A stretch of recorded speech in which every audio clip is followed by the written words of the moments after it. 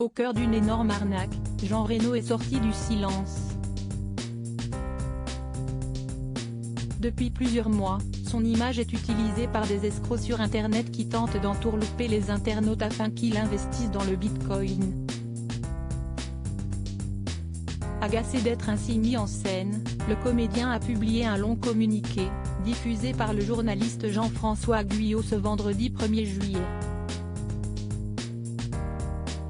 Depuis plusieurs mois, sont diffusés sur Internet, sur de très nombreux médias, sur les réseaux sociaux et également par mail à des particuliers, des messages, pour la plupart à la syntaxe et à l'orthographe douteuse, incitant à l'achat de Bitcoin et autres crypto-monnaies par versement de fonds auprès de certains prestataires financiers, peut-on d'abord lire. Dans ces messages, les escrocs prétendent que l'acteur Jean Reno aurait fait fortune par ce moyen et l'aurait même abondamment relayé à la télévision dans le cadre d'émissions auxquelles il aurait participé. Sauf que rien de tout cela n'est vrai. Très remonté, Jean Reno a donc décidé de mettre en garde les internautes et de rétablir la vérité. Monsieur Jean Reno souhaite informer le public du caractère totalement mensonger de l'ensemble de ces annonces. De ce que son identité et son image sont utilisées par les auteurs de ces annonces sans aucune autorisation de sa part, de ce qu'il n'a jamais tenu les propos qui lui sont prêtés et qu'il n'a jamais cautionné les activités des entreprises à l'origine de ces annonces.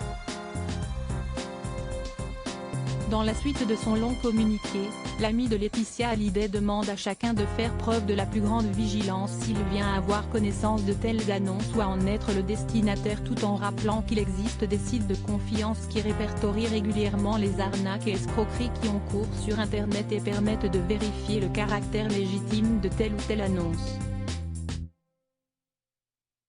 Jean Reno, ce projet symbolique pour son retour. Monsieur Jean Reno décline toute responsabilité dans l'éventualité où le recours aux services promus par ces annonces dans lesquelles son image est frauduleusement produite et qui lui attribuent des propos mensongers causerait un préjudice quelconque à leur utilisateur, conclut Jean Reno.